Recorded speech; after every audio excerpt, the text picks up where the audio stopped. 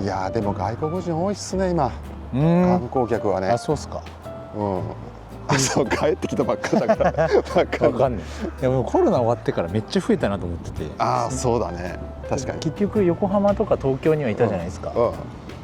市場、その今まで見てきた東京市場一番外国人いるなと思いましたね。2022、23年ぐらい。ちょっとこういろいろ撮りながら行っていいですか。はい。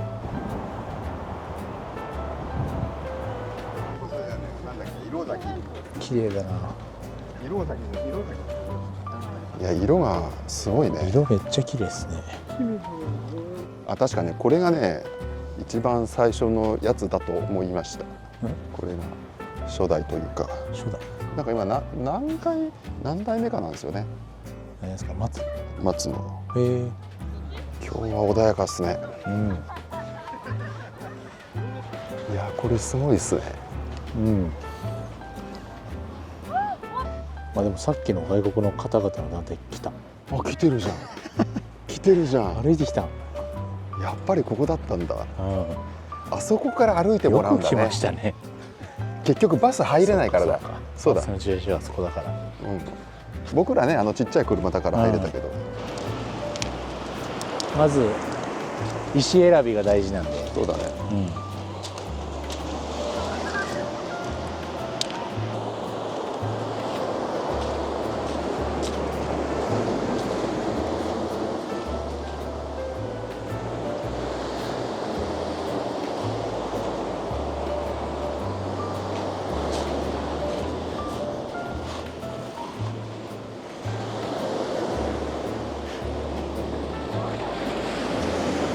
やばいやばいやばい。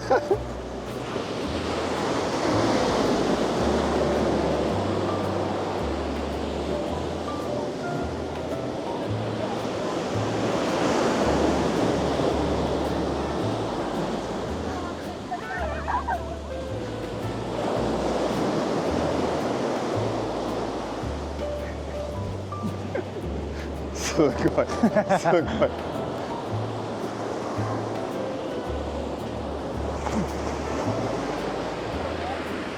っていうか一個言っていい？本気やん。そうっすよ。この人7歳めっちゃ真面目にやってるやん。確かに7歳やってる。7歳はマジでやります。マジでやってる。7歳に見えた。ちょっと波があるんで難しかったです。まあまあ。今何タイミングを見てたの？そうですね。こういう波の時にやると、結局波に飲まれていかないんで、できるだけ平面な時にやるという。はい。いやめっちゃ飛んでたもん。ですね。こんなもんじゃないです。何者よだから。なんか水切りのなんかプロみたいな。水切りガチ勢。本当はもっとできるんです。おめえかっけえじゃん。7歳だ。水切りのプロじゃん。友達も7歳だ。水切りのプロです。今日はちょっと調子悪いです。プロじゃん。今度教えてよ。いや俺だけめっちゃかっけえじゃん。俺だけだかめっちゃかっけえ。ら。俺しかできないから。お父さんに教えてもらった俺しかできない。いいないいなお父さんかっけえ。いいだろ。いやしかし富士山すげえな。やっぱすごいですね。開けたところで見るとまた存在感が。当時もこういう Vlog はあれですか、この前の中華街以来。ああそうですね。誰かと Vlog。そうそう Vlog 撮ろうって言って撮るのは中華街以来ですね。またやりたいねあれ。ああそうですね。またちょっとかなこが来たらああやりたいですね。またやりたいですね。ちょこちょこ来るんじゃないですか、横浜とかだったら。来てるんじゃないですかね。ね。まあ他の人でもチアガール大歓迎ですけど。あ最高じゃないですか。応援してもらいたい。応援してもらいたいですね。Vlog 頑張れっつって。多分素の自分出せなくなっちゃう。ちょっと舞い上がりすぎて。舞い上がりすぎて。かっこつけちゃいそう。7歳が。7歳がかっこつけちゃう。7歳の俺がかっこつけちゃう。7歳がかっこつけると必ず失敗しますからね。7歳に乗った時とかね、その好きな女の子へのアプローチ、でジェントルマン的なアプローチなかったですもん。その突き放すというか。ああもうだってそれあるあるじゃん。意地悪しちゃうっていう。あるあるじゃないですかそれ。歩くの遅えよとか言って。突き放しちゃう。別に俺おめえのこと何も思ってねえから俺水切り先生の後ついてっから認められちゃった。先生って呼ばれちゃった。水切りの師匠ここにいるからもう大人がもうなんか第一古文みたいな感じでちょっと選ぶるやつあるあるいるっすね。お前2番目以降だからみたいな。そうもう自分は師匠のもう地位を断念して確かにもう無理だとそれはで第一古文としてみたいな。いたスネ夫だスネ夫ダイヤの第一弟子のスネ夫。外国人の人がもうモデルの被写体みたいになってるわ、松ぼっくりでなんか遊んだことある？松ぼっくりではあんまないかも。拾って投げるぐらい。まあそんぐらいだよね、なんかあるんですか遊びが。いやそれぐらいなんです。それも俺もそんぐらいなんですよ確かにこれ軽いんだよねすんげえ。確かに。ただこれって今だったらクリスマスのリースとかねああそっかそっか。つけますよねこれ。はいはい。なんか最近キャンプ流行ってるじゃないですか。あ流行ってる。なんかそれを着火剤にして使うらしくて、あ本当に、ちょうどよくこう間があるから空気が入ってわーっと燃える、ですぐ燃え尽きるっていうかちょっとこう燃えてる時間があるから着火剤代わりにして、でその周りに枝を置いとくといい感じに火がつくみたいな。なんかもう浩司君の周りにはソロキャンやってる人も多そうだねいるっすね、いる。なんか旅行してる人も多かったですよ、そういうキャンプ好きな人。俺だからこれ浩司君とつながってるじゃないですかここで。浩司君とつながってるってことはもうその人たちともつながってる感じがして、すごくなんか世界が広がる感じがなんかいろんな知り合いいるんだなと思って同じ属性みたいな人が旅っていう共通の趣味としてやっぱいるから、ね、面白いことやってる。面白いですね確かに。ここはずっと松が続いてるのかね。結構だってこれもなんとなくもう道じゃないっぽい。ルートっていうかさ。2つなんか海側と陸側があって、こっちは陸側みたいな。もう大体みんな海側ですよね。そうですね。これでこっち行くとあれですね、海側のさっきの道に戻っていく。ああそうなんだ、めちゃくちゃいい感じですよ。ああすごい、いいね。これが見たかったですね。この海、松、富士山がこのぐらいのバランスであるんですよ。確かに。ここは絵になるな。ここすごいっすね。めちゃくちゃ綺麗。松と富士山と海ですもんね。やっぱここから絵を描きたくなるんだよね。ああということですね。わかるっすね。そりゃ描きたくなるわ。なおかつ写真もないような時代だったらね。そうですよね。余計描きたくなるですね。剣道やってる。剣道の練習なんて日本なんだろう。本当だよ。松に富士山に。本当だよ。この景色からテトラポット外したらもう江戸やん。そうですね本当に。江戸の子供が武士でね剣道やってる。武士の子供が、あそこで練習しとるわ。後ろから襲いたいですね。こっちがやられて「ねえん」とか言われて本物の武士だ。ちょっと一枚ここで写真撮りません？あれ子供じゃなかったら笑えるけどな。普通に大人の可能性ある。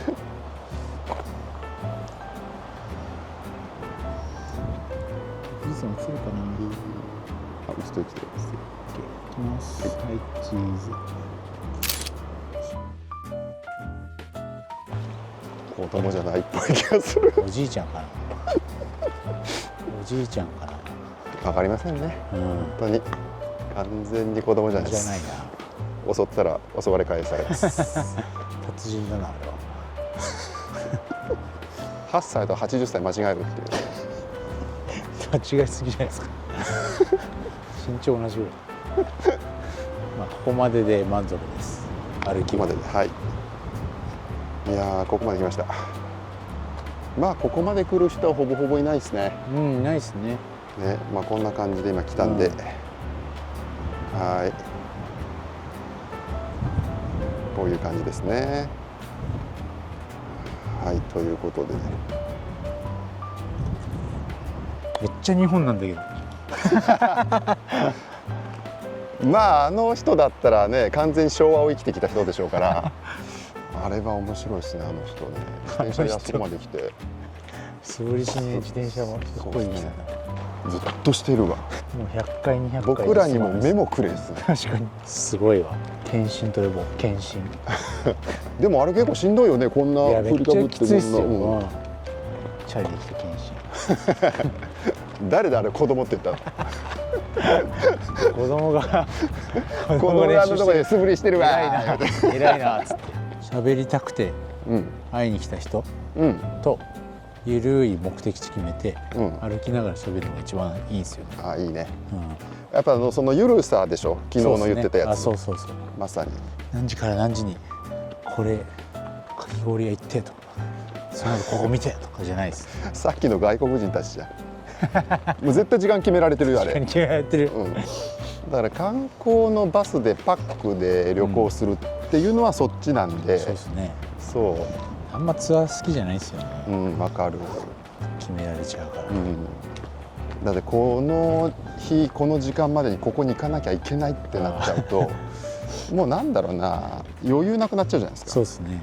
あとね、せっかくの出会いも、あ、時間ないからこの人と喋りたいけどやめとこうとかなっちゃうともったいないもん。ここの道をねずっと向こう行くんだったら教えてあげたいですけどね。素振りしてる子供いるよってあれか、あれ子供じゃない献身だっつって子供の頃からあれやっておじいちゃんになっちゃったのかもしれない。うわ、何その物語浦島太郎的なあそこで素振りやってたらあれ多分あれっすね。あれ本当は7歳ですけどその剣に正規吸い取られておじいちゃんみたいになっちゃった何その剣。あれは自分がやってるんじゃなくて操られてる振らされてるだけで面白い。剣の妖怪に正規吸い取られておじいちゃんの姿にまで置いてしまった。ちょっと面白いですねそれ面白いな。剣心僕ら完全にあのおじいちゃんが剣を振ってると思ってますからね。そうですね。あれ振らされてるだけ。うわ、振らされてる少年。主体は剣の方でしたね。そうです。うわ、本体ほぼ剣みたいな。すごいねそれ。面白いわその人後ろで体操してるおじいちゃんも体操にもう物じゃないじゃん振る舞いじゃんそれ面白い視点だね。いや、それが面白い。なかなかあのシャツ、チェックのシャツ着てましたけど、チェックのシャツに踊って令和版羽衣伝説。俺それやったらあれを思い浮かべてしまう。カエルのぴょん吉のアニメって T シャツあったな。生きた T シャツ。昭和のアニメ、あれ洗濯できないでしょ。あれ洗濯できないでしょ。あれ洗濯一応しますよね。あ、そうなんだ確か元はそのカエルが T シャツに入っちゃうみたいな話ですよね。ペタンってねくっついちゃうみたいな。そう潰れたらそう入っちゃった。あんな発想も面白いじゃん。面白い。発想がとにかく面白かったよな。じゃあ浩司君が旅をしてるのは、浩司君が旅をしてるんじゃなくて何なの？旅させられてんの？旅させられてたんだ。僕は何に旅させられてんだろうね。それが分かってたら多分してないんだろうな。気になるねそれ。俺はこいつに旅させられてって分かったら多分やめてるから。いや、どうなんですかね。分かんないんでしょうね自分では。彼らも分かってないし。そうか。自分でやってると思い込んでるけど。じゃあそれさ、分かってる人っているのかね。でもなんかふとした時に分かる時もあるっぽい気もするな。ああ、そうなんですか。あれなんで別に俺ここに来たくないけどなんで来ちゃったんだろうとか。それが分かる時あるんですか、理由が。でそれまで無自覚なんで、どっかでちょっと自覚ができてきた時が、なんとなく意識化できる瞬間なのかなと。あ、そんなことあるんですか。たまにないですか。例えばどういう時ですか。なんかずっと同じとこ来てて、今日も来てて、あれでも今日なんで来たんだろうみたいな。今日マックにいつも勉強しに行ってて、特に今日読みたい本もやりたいこともなくてマック来ちゃったみたいな、とかなんか行かないとすっきりしないみたいな。結構ね迷う時もあるんですよ。行こうかなどうしようかなって。でも一回外出た方が体整うなみたいな感じってあって。そういうことか。はいはい。それは確かにあるですね。それでやっぱ来てよかったみたいなこともあって、行っちゃった方が。そう行ってね、とりあえず行ってみようと。でやっぱりどうしても違うなみたいだったら今日やめてすぐ帰ればいいしみたいな。でも意外に行くと、なんか調子よく本読めちゃったりするんですよ。次から次へといろんな地域とかを浩司が旅をしていて、一個ここ行きたいってワクワクを達成したらまた次のものが思い浮かんでそれが連鎖して結局割と長引いたわけでしょ今回も。そうですね。いや本当さっき逆に言ったらよくそれもう終わったね。ああまあそのね期限があったんで、3月末に。そうか。それがなかったらまだ続けてた。いやでも金ないからな。お金あったら続けてた。まあ続けてたでしょうね。お続けてそのまだ行けてないとこ行ってたでしょうね。その期限とお金の関係で帰ってきた。そうか。まあでも終わる時ってまあ得てしてそんな時かな。期限かお金かどっちか。逆に言ったらそっちの2つ全部満たされてて、それでもう自分はいいやって、主体的にもう飽きたみたいな感じになって戻ってくるのも見てみたいですね。それが理想っすね。だから、それが理想。帰る時の。だってこれ子供の遊びだったらまだ遊んでたいのにじゃないですか。そのもう主体的にもう飽きた、帰ろう、もういいや、もうこの遊びを楽しくない、最高なんですよね。最高ですよね。もう十分に遊びきったってことですかね。マジでそれが一番。いやそれいいな。そこまで遊びきりたいですね。そうですね。結局さっき自分のインスタの投稿を見て、出発する時に投稿してたやつ12月に帰るって書いてあって、っていうか11月末ぐらいに帰るって書いてあって全然ちげえじゃねえか3月末に帰ってんじゃねえかと思って。すごいですね。子供の約束は当てになりませんからね。そう当てにならない本当に。でまあそれがいいんですけどね。コレクター癖と旅はそういうなんかあるから性質が似てるところが。なるほど。僕南極行ったんですけど、じゃあ北極圏も行きたいなってなっちゃってるし南極行ったんですけどさらって言うなやまあまあ難しいと思うわこっちは。確かにと思ってでかい情報。南極探検隊でもない限りちょいむずいんじゃねそれって思っちゃうもんツアーでね。そういうツアーがあるんだね。そうなんですよ。どっから出てるのそれ。南極って何か所から行ってるんですけど、アルゼンチンの最果ての一番南から行けて、それが一番近いんですよ。あれでしょ、ブエノスアイレス。なんかウシュアイアっていう。